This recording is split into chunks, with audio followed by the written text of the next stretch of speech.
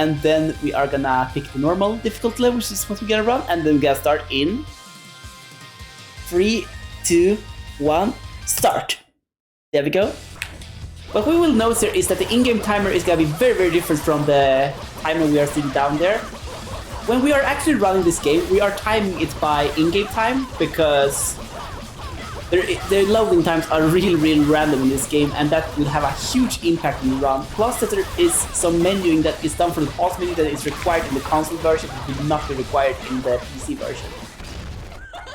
So it's just better to do the menuing. Here we go, we have this boss as first boss. This is the worst boss to have its first boss, by the way. This is the only two-stage boss fight in the entirety of this category. It's thankfully two really fast fights, and now we're gonna exploit a little glitch here. There's a glitch with this boss, how it works here, where normally the boss is supposed to reflect the bullets like that. But in endless mode, if you stand at a certain distance from the boss can't reflect your normal bullets, which is really useful from a speedrunning perspective. We're done with stage 1, we can go into stage 2 now, and when we enter stage 2, I'm gonna talk a little bit about safety heart here. Safety heart is something we normally won't try to avoid because it resets your style. We haven't seen too much for the style does, but there is a weapon which is the best boss fighting weapon in the game. But that's not really useful for that boss we just had, and for a couple of other bosses we don't really want to use it either. But how strong that is dependent on our style, so we want style to be at S rank at all times, preferably. But by picking up a safety heart, we lose the stats. So now we are changed to this weapon, which is the second best option. And we do need that, and for this boss it's like pretty much the best option, because this boss is shooting out a lot of stuff that the weapon just takes care of, so we don't have to worry about that. We can jump up here and start using this weapon when we don't have to worry about those. And there we go, that was the second stage. We gotta change back quickly, and there we go, lovely. Let's enter stage 3 now. We gotta pick up a safety heart because it's a marathon run and safety above all, am I right? But I gotta go into a little bit of the speedrun tech of this game now. Especially the movement. The movement in this game is very complicated. It's like the hardest part of this run.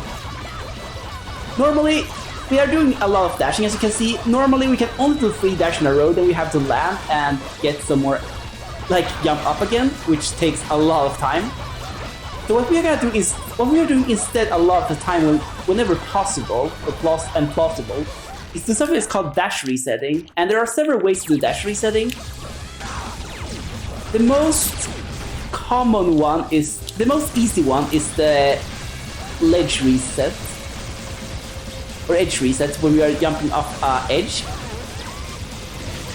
and basically uses the edge to regain our dashes. That happens because the game is thinking we're leaving ground, because we are typically leaving ground, so the game is registering that as a jump. That is the easiest way to do it. There are, however, 2 other ways to do it. One is called I call it ledge reset or hill reset, which is basically we are going uphill and trying to get a reset, or like downhill. That is a little bit harder, but the principle is the same. You are trying to make the game think you are jumping off the air.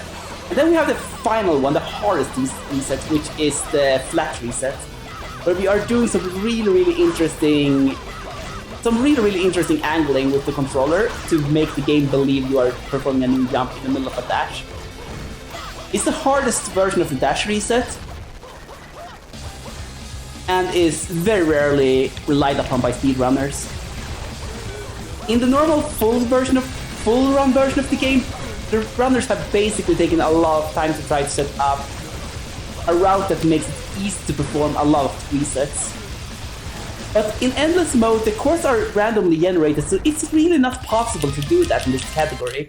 So we are gonna have to do a lot on the fly and decide where to do dash resets on the fly, which is a little difficult. It's not impossible, as you can see, but it makes this category really difficult to run, as we have to do routing on the spot. There is, however, a little bit of rules to this though that makes it a little bit easier to do. And the most important thing is that the cores are randomized in such a way that there are certain parts that will be in a course. But this is very complicated, something you get into more when you are starting to get really good at the run. But there are, simply put, there are like different parts of the course. And those parts are looking different, oh god, it's me, this is not good.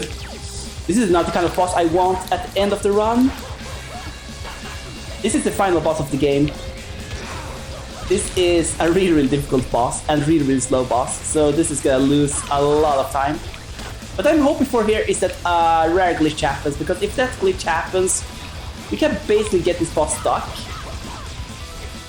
in a forever running animation, and from that point onwards we can just pick up the chainsaw, which is a weapon we haven't used and normally don't use, but to destroy the boss in pretty much seconds. It's a glitch that's pretty... There we go, here it is! Can I change to the chainsaw now? Let's go chainsaw!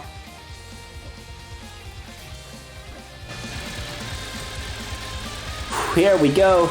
We gotta chainsaw this boss now. The boss cannot move now because the boss is stuck in a running animation, because the boss is trying to get to the center of the course. But they can't stay stuck in the spike pit. And there we go. Oh, that's time. That's time. That was an exciting run. That was a really exciting ending there. To show off one of the most wonderful endless glitches. So yeah, that was Bleed 2 Endless Normal.